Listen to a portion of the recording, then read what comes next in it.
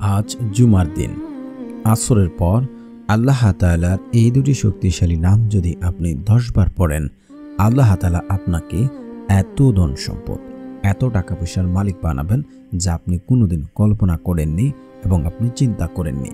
আমলটি বহু বহু বছর ধরে পরীক্ষিত, আজ পর্যন্ত এই আমল করে কেউ ব্যর্থ হয়নি।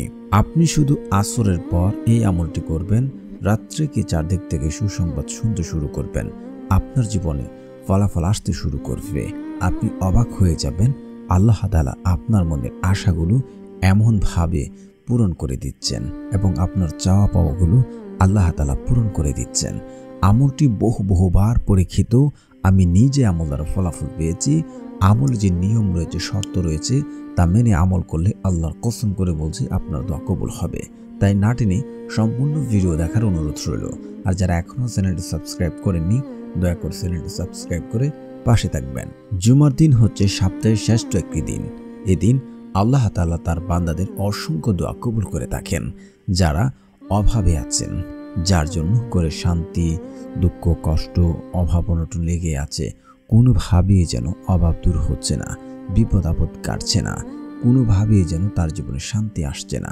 দেখা যায় অন্য আরেকজন অল্প সময় অল্প টাকা কাজ করে তার সংসারে বারাকা আসছে, তার জীবনে সাফল্য আসছে, সে ধনী সম্পদশালী হয়ে যাচ্ছে।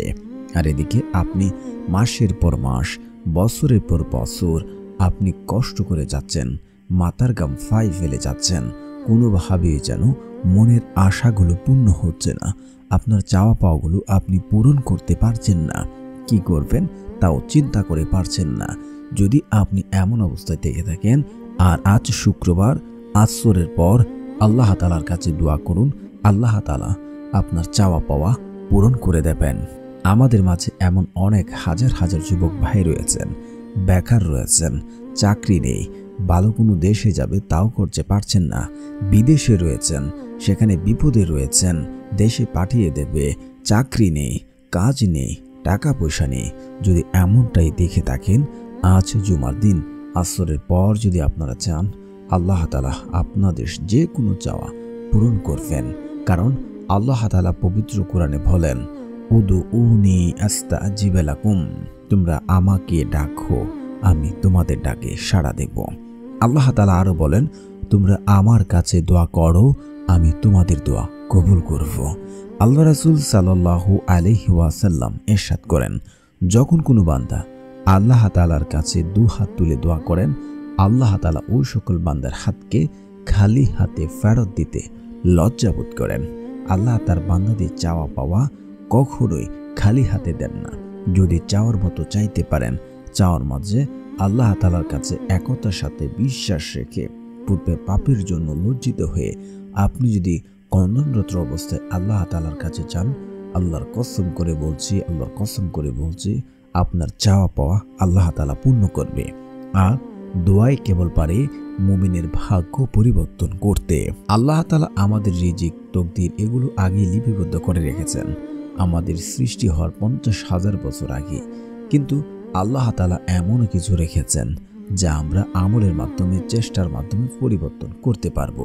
আল্লাহ তাআলা পবিত্র কোরআনেও তো বলেছেন যে সে জাতি বা সে ব্যক্তির ভাগ্য আল্লাহ তাআলা ততক্ষণ পর্যন্ত পরিবর্তন করেন না যতক্ষণ না পর্যন্ত সে নিজে চেষ্টা না করে। এই আয়াতের অর্থ কি? আল্লাহ তাআলা বলছেন সে জাতি বা সে ব্যক্তির ভাগ্য আল্লাহ তাআলা ততক্ষণ পর্যন্ত পরিবর্তন করেন না যতক্ষণ না সে চেষ্টা না করে। আপনাকে চেষ্টা করতে হবে, কাজ খুঁজতে হবে, কাজে যেতে হবে, চাকরি করতে হবে, ব্যবসায় নামতে হবে, ব্যবসা করতে হবে, একটা ওসিলায় আল্লাহ তাআলার কাছে চাইতে হবে। যেমন আপনি বিয়ে না করে সন্তানের আশা করতে পারেন না, ঠিক তেমনি আপনি কোনো কাজে না থেকে আল্লাহ তাআলার কাছে ফলের আশাও করতে পারবেন না। আল্লাহ তাআলার কাছে অসীম ধনরত্ন ভাণ্ডার রয়েছে। যদি আমরা চাওয়ার মতো চাইতে পারি, আল্লাহ তাআলা আমাকে আপনাকে তা দান করবেন। এটা আল্লাহর ওয়াদা, আর আল্লাহর ওয়াদা কখনো বরখেলাফ হয় না। তো আল্লাহ তাআলার কাছে চাইতে হলে কিছু আদব, কিছু নিয়ম, শর্ত রয়েছে, তা মেনে দোয়া করলে আল্লাহ তাআলার সাথে তা কবুল করে নেন। তো আমরা আগে জানবো কিভাবে দোয়া করতে হবে। আর দোয়া করার পরেও কেন অধিকাংশ মানুষের দোয়া কবুল হচ্ছে না সেটাও জেনে নেব। তো আমলটি করার জন্য সর্বপ্রথম আপনাদেরকে আসরের নামাজ পড়তে হবে। আসরের নামাজ পড়ার পর আপনারা মসজিদে বা ঘরের বাইরে যে কোনো জায়গায় আপনি যেতে পারেন, থাকতে পারেন, আপনি হাঁটাতেও থাকতে পারেন। তো আপনি যখন মাগরিবের যে সময়টুকু আসবে ওই সময়টুকুতে নির্জনে কোনো স্থানে, আপনি হতে পারে আপনি বাড়ির বাহিরে আছেন, মসজিদের বাহিরে আছেন, যেখানেই থাকেন না কেন, যদি অজু না থাকে, আসরের সময় যে নামাজ পড়েছেন ওই সময় যে উজু আছে, তো সেটা না থাকে, তাহলে আপনাকে উজু করে নিতে হবে। আপনাকে ঠিক তার আগ থেকে প্রস্তুত হতে হবে। আসরের নামাজের পর আপনি যখন হাঁটবেন বা কাজে থাকবেন, আপনারা জিকির করবেন সুবহানাল্লাহ সুবহানাল্লাহ সুবহানাল্লাহ, লা ইলাহা ইল্লাল্লাহ, লা ইলাহা ইল্লাল্লাহ, আল্লাহু আকবার, আল্লাহু আকবার। এই জিকিরগুলো আপনারা 33 বার করে পড়ে নেবেন। তারপর আপনারা অবশ্যই ইস্তিগফার পড়বেন।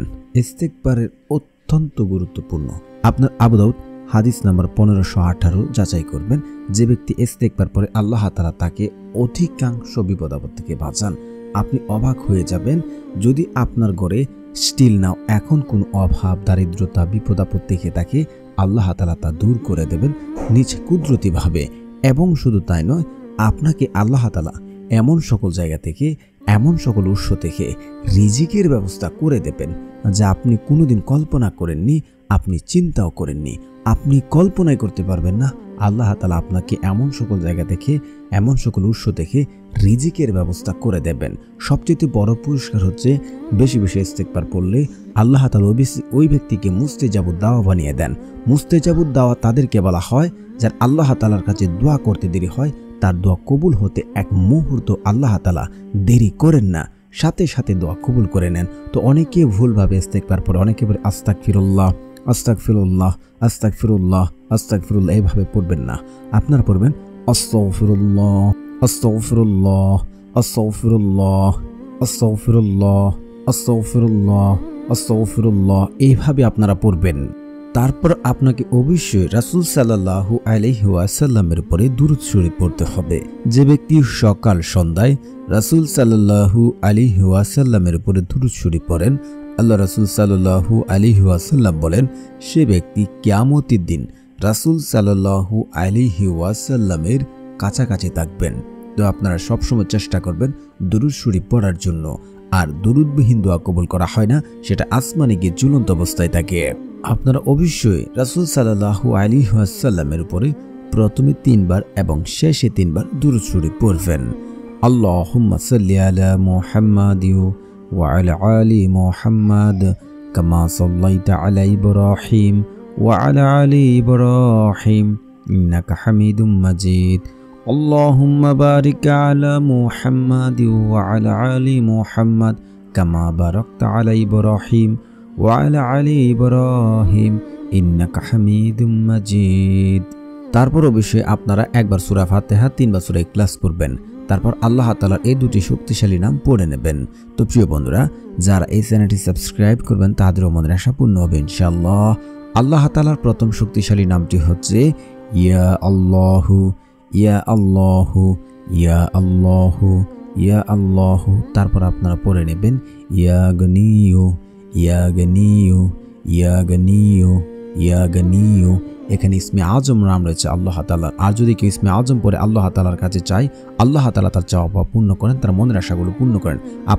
আপনারা অবশ্যই আসরের পর মাগরিবের আগে যে সময়টুকু, ওই সময়তে দোয়া করবেন ইনশাআল্লাহ। আল্লাহর কসম করে বলছে আপনার চাওয়া পূর্ণ হবেই।